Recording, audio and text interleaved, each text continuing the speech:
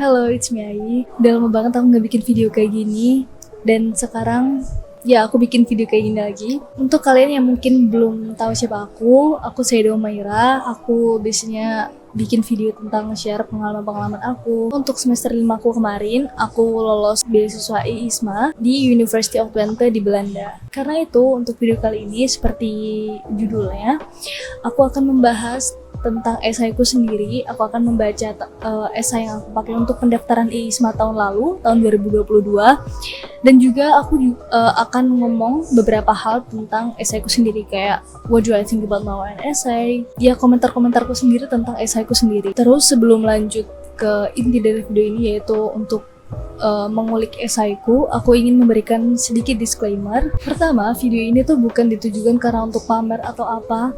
Aku sendiri menyadari ada kekurangan di dalam esaiku ini, dan esaiku ini jauh dari kata sempurna. Tapi aku tetap membuat video ini karena pada saat pendaftaran IISMA 2022 kemarin, dan pada masa-masa aku menyusun esai, aku mendapati bahwa aku mendapatkan banyak sekali insight. Aku belajar banyak hal dari esai awardis tahun 2021 yang aku baca. Jadi karena itu aku juga berharap bahwa ada ya 1, 2 atau beberapa insights yang mungkin bisa teman-teman ambil dari esai milik aku. Dan yang gak kalah penting, aku ingin menekankan bahwa esai ini hanya satu dari sekian aspek yang dinilai dalam IISMA. Jadi aku juga nggak tahu seberapa besar kontribusi esai ini dalam kelulusanku kemarin. Tapi bagaimanapun juga, esai ini yang mengantarkan aku menjadi awardee IISMA 2022. Oke, ada tambahan lagi. Jadi waktu itu aku bikin esai, itu aku taruh di kayak Microsoft Word. Kemudian itu kan niat aku tuh adalah untuk nanti di copy, kemudian di paste di kolom esai di portal IISMA. Tapi waktu aku mau submit, itu aku bikin sedikit perubahan di portal langsung, kayak di kolom untuk esainya. Isinya tetap sama, tapi kayak ada beberapa diksi yang aku ubah. Nah, aku tuh lupa untuk copy esai yang udah aku ubah itu yang di platformnya dan di portal IISMA ke Microsoft Wordku sendiri. Jadi esai yang aku baca ini mungkin gak bener-bener 100% sama seperti yang aku submit, karena tadi aku bikin sedikit perubahan di akhir sebelum submit. Tapi aku bisa jamin kalau itu hanya berubah gak lebih dari 2%. Dan aku juga coba inget-inget sih tentang apa yang perubahan yang aku lakukan, tapi kayak mungkin ya gak bisa sama lah ya gitu. Jadi ya oke, kita lanjut untuk baca essay aja.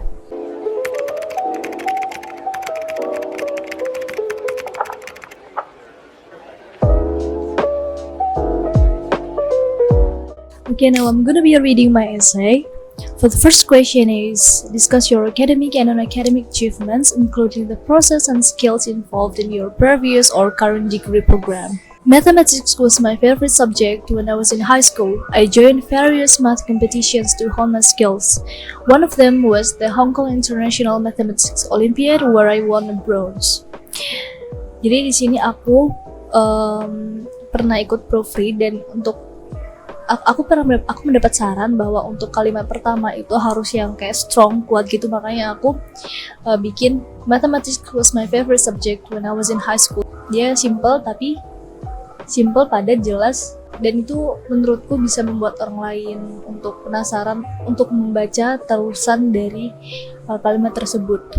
Kemudian aku menghubungkannya dengan jurusanku saat ini. Since my major informatics is much related to mathematics, the mathematical and logical thinking skills that I have honed since high school are helpful in my study. Jadi aku menjelaskan bagaimana apa-apa yang udah aku pelajarin selama SMA itu berkontribusi untuk apa yang aku lakukan saat ini. I got A's in all mathematics related subjects such as computational mathematics and digital systems. Nah, tadi kan aku menyebutkan bahwa apa yang udah aku pelajarin sebelumnya itu helpful di studiku saat ini.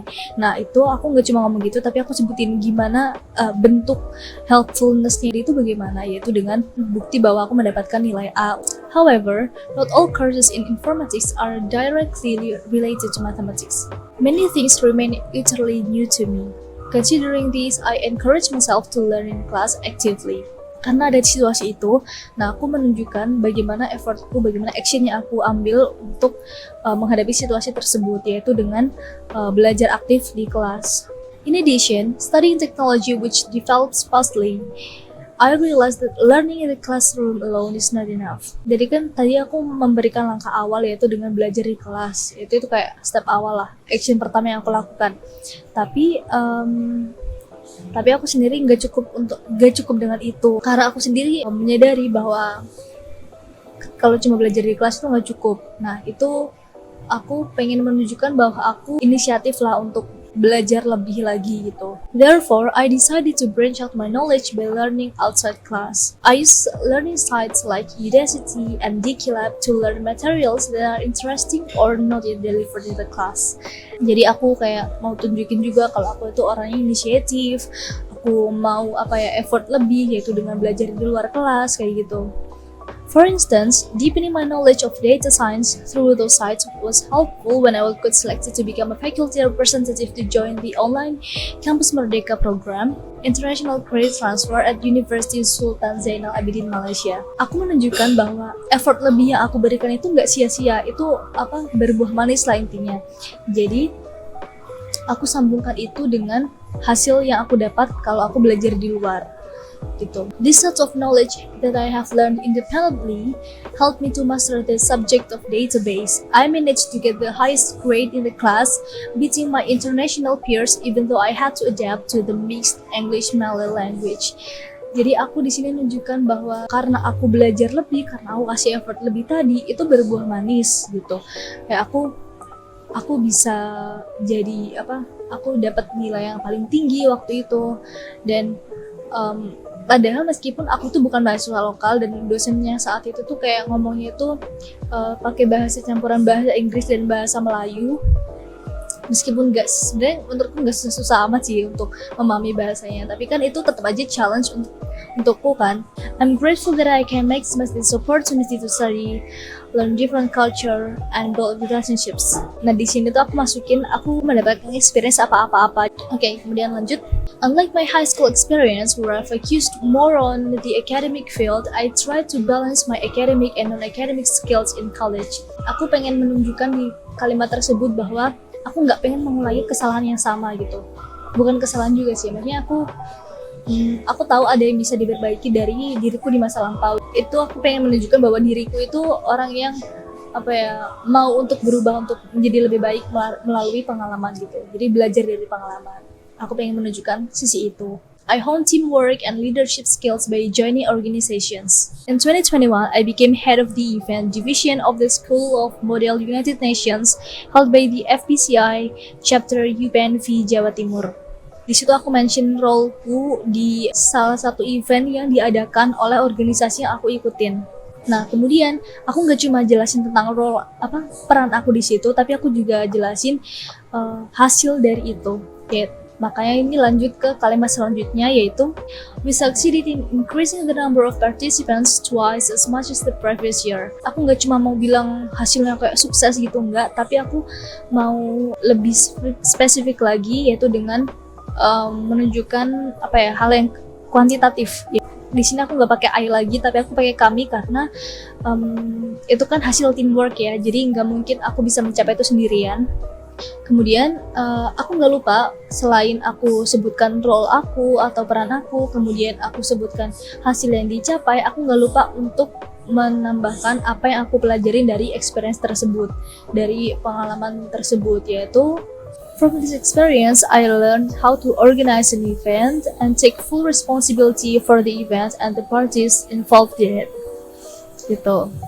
Kalau bisa di-summarize untuk yang essay nomor 1 ini, itu adalah pertama, make sure bahwa kita selalu belajar dari pengalaman. Kayak kita sebutkan apa yang kita belajarin dari pengalaman tersebut, atau kayak gimana kita belajar dari pengalaman tersebut. Bisa juga yang kedua, yaitu bagaimana pengalaman tersebut membentuk kita gitu. Ya ini berkaitan lah sama kayak apa yang kita belajarin dan bagaimana itu membentuk diri kita. Gitu. Kemudian kalau apalagi tentang organisasi kayak gitu-gitu, aku kalau bisa disebutkan role atau peran kita dalam kegiatan tersebut. Pertama, itu make sure untuk menuliskan apa yang kita pelajarin dari pengalaman tersebut, kayak gimana kita belajar dari pengalaman. Kemudian yang kedua, bagaimana pengalaman tersebut membentuk diri kita. Jadi ini berkaitan erat karena bagaimana kita belajar, kemudian gimana dari belajar itu kita membuat diri kita lebih baik kayak gitu. Terus yang ketiga, untuk organisasi kayak gitu atau kegiatan-kegiatan lain itu kalau bisa disebutkan role atau peran kita di dalamnya. Kemudian yang keempat, kalau bisa itu go as specific as possible gitu. Jadi kayak kalau tadi itu kan aku sengaja sebutin yang berhubungan dengan kuantitatif, kayak menaikkan jumlah partisipan kayak gitu-gitu. Dan gak cuma kayak sekedar menaikkan, tapi aku juga sebutkan kayak 2 kali lipat gitu.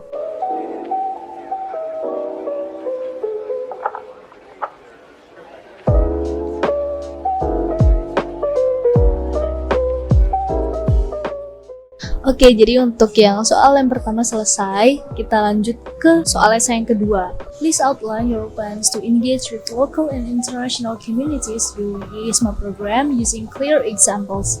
Jadi di sini kan kita disuruh bikin plan untuk gimana untuk engage sama komunitas lokal ataupun internasional selama di sana.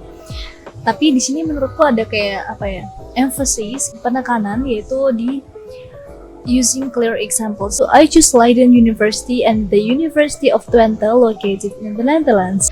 Karena sama-sama terletak di Belanda, aku bikinnya itu pertama yang lebih general, yang bisa dilakukan baik aku keterima di Leiden maupun di Twente.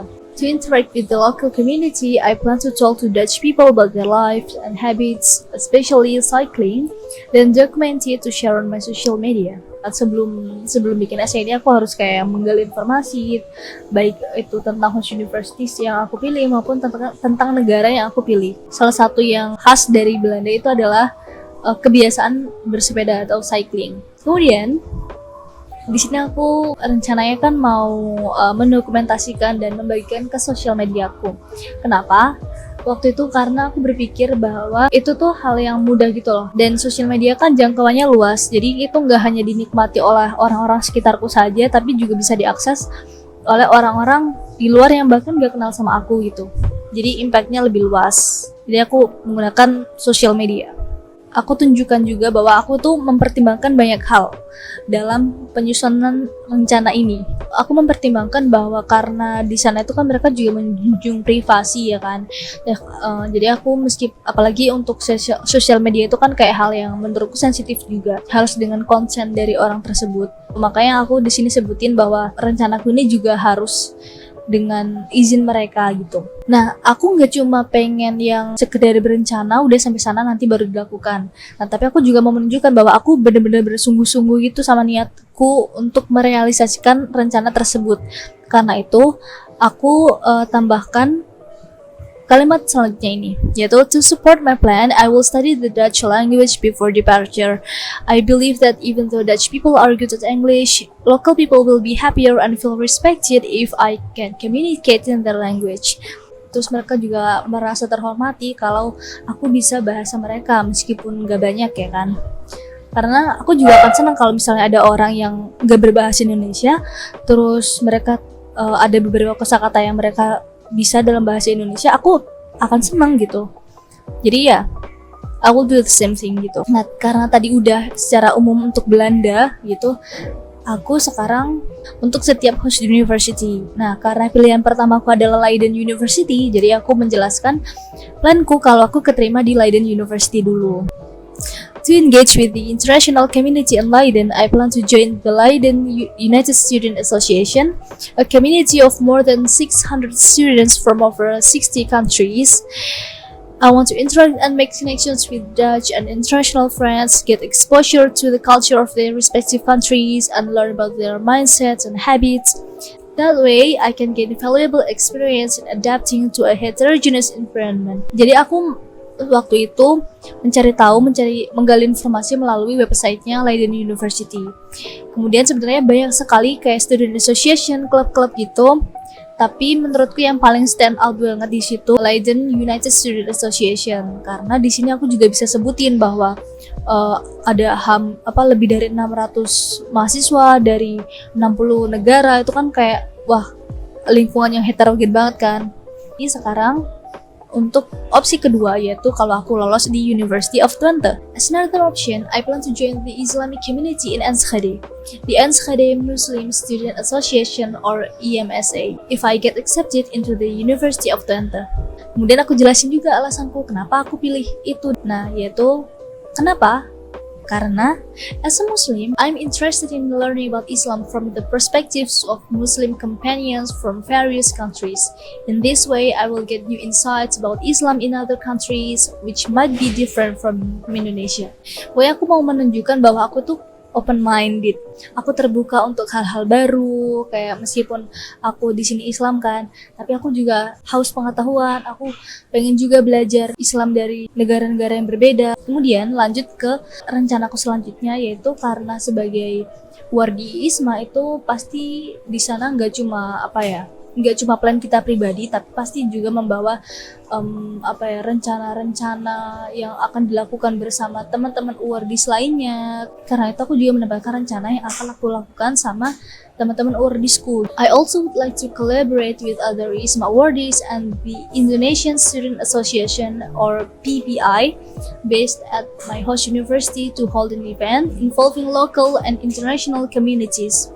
We will do these activities outside the class to ensure that nothing related to lectures is disturbed. Kemudian karena pertanyaan tadi itu minta clear example, jadi aku juga sebutkan detail juga di sini. The event is We Indonesia. We invite our diverse colleagues to watch Indonesian films that expose Indonesia's diversities like Labuan Hati. There will be Indonesian food stands and cultural exchanges where we introduce things about Indonesia to foreign colleagues there, and they can also introduce theirs. I hope we'll not only give them exposure to our culture, but also get to know their culture. Thus, they will feel cherished by their culture, which will build a strong bond between us. Oke, karena tadi kan disuruh clear example, karena itu aku benar-benar berusaha untuk sedetail mungkin. Aku juga kayak sebutin contoh gitu loh. That's all untuk esaiku yang kedua. Jadi untuk esaiku yang kedua itu ada 4 poin. Pertama itu plan dengan masyarakat Belanda secara keseluruhan. Kemudian yang kedua itu host university yang pertama. Kemudian yang kedua itu plan kalau lolos di host university yang kedua. Kemudian yang keempat itu plan yang akan aku lakukan bersama teman-teman UWARDIS. Menurutku hal yang penting yang aku tuangkan itu adalah pertama, aku harus realistik. Ya tadi harus doable lah. Kemudian yang menurutku nggak kalah penting adalah aku harus memastikan bahwa rencana-rencanaku itu cocok dengan value ISMA atau objektif dari ISMA itu sendiri. Kayak misalnya kesadaran untuk belajar hal baru, kesadaran untuk menjadi orang yang terbuka dengan berbagai macam perbedaan.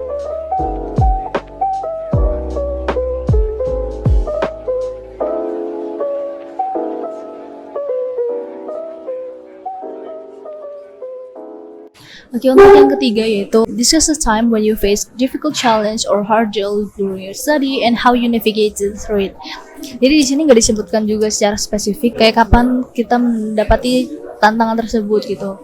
Dan aku waktu itu sempat kayak mikir yang apakah boleh ya kalau SMA gitu. Tapi kemudian aku mikir kalau aku mending cari yang paling recent atau paling terbaru, yaitu waktu aku berkuliah, masa-masa aku kuliah. Karena menurutku itu kayak dibandingkan dengan masa-masa SMA, masa-masa kuliah itu lebih dekat dengan saat ini kan. Jadi menurutku capture kondisi diri kita lebih baik daripada waktu kita di SMA gitu. Pertama aku gambarin kondisi yang aku hadapin. Nah, di sini aku jelasin dulu. I encountered challenges in the first semester of my freshman year when taking the algorithms class.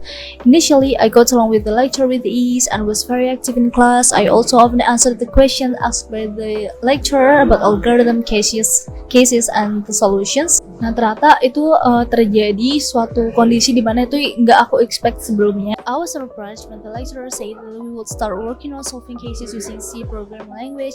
It was a surprise since the material of C programming language would only be taught in a subject in the following semester and we should have learned pseudocode first. Nah itu kayak situasinya kayak gitu. Kemudian aku I came to realization kayak aku kemudian harus kembali ke kesadaran diri aku sendiri bahwa because I couldn't change the lesson plan that the lecturer had prepared and I couldn't just wait for the material from the class, I realized that I had to adapt to this unexpected thing. Jadi aku merasa aku harus ambil action ya, kayak aku udah sadar karena gak sesuai antara realita dan ekspektasiku, jadi aku harus melakukan sesuatu, aku sadar harus melakukan sesuatu. Nah kemudian aku masuk ke action, yaitu apa sih langkah yang aku ambil, yaitu I bought a reference book on the C programming language and set additional time to learn it outside of class. Itu langkah yang aku ambil, yaitu aku beli buku supaya aku bisa, dan aku belajar di luar kelas supaya nggak nunggu dari kelas terus, nggak nunggu pemateri dari dosen, jadi aku harus nambah pengetahuanku sendiri gitu. Dan aku juga tunjukin juga sih di sini gimana aku encounter itu. Kayak at first it was pretty tricky for me since at the time I was in the transitional adjustment period from high school to college level. Kemudian in addition, programming material is a very new material for me and requires deep understanding. Tapi aku tetap kayak kasih effort gitu loh untuk itu. After all, I keep pushing myself and see this problem as a new challenge to solve. Believing time management and perseverance are important. I made timetables to keep my discipline in managing my time to learn algorithms, especially about C programming language, other subjects, and other activities outside of lectures.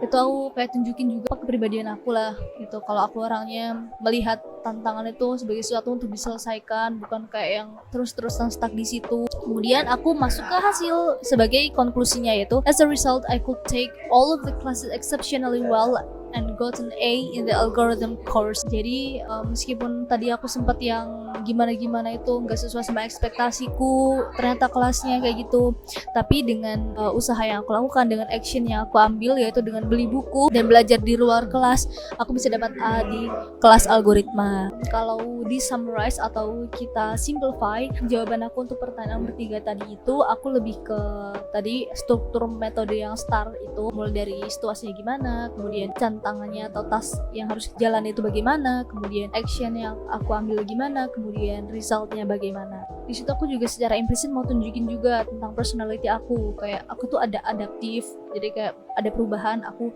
bisa menyesuaikan, aku bisa tahu lah langkah apa yang harus aku ambil kayak gitu. Secara implisit aku harus tunjukkan itu melalui jawabanku itu. Kayaknya menurutku itu emang fokus dari soal ini deh, kayak gimana perspektif kita atau sudut pandang kita terhadap masalah yang kita hadapi.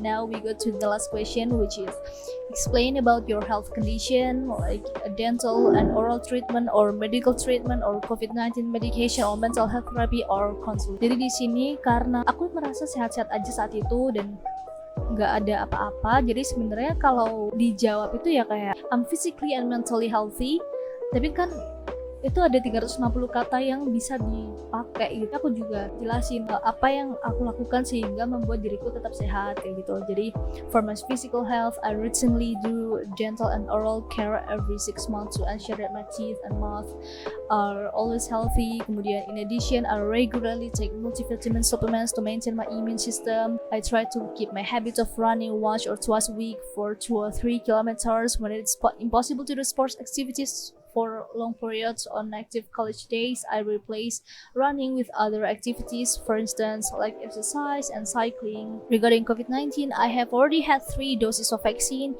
For the first 2 shots are Sinovac and the booster shot is Pfizer. As for my mental health, sometimes I experience boredom or fatigue because of the many tasks or busy activities related to lectures. To overcome this, I try to finish my college task before the weekend so that I can recharge my energy by doing other light activities that I enjoy on the weekends. For instance, reading general books or novels, accompanying my sister to school, or creating educational YouTube content. In addition, most importantly, I take care of my mental health by doing a spiritual routine every day. I feel that my closeness to God always overcomes any problems caused by the destructive thoughts that I have. I'm so sorry for my pronunciation. Pertanyaan keempat ini aku nggak bisa terlalu bilang panjang lebar juga untuk ini karena kondisi kesehatan orang itu kan beda-beda kan. Dan ini tuh menurutku cukup sensitif untuk dibahas. Dan mungkin ada beberapa yang ragu untuk memasukkan penyakit atau gangguan tertentu. I can't say much about that karena alhamdulillah kemarin itu kan masih aku sehat-sehat aja.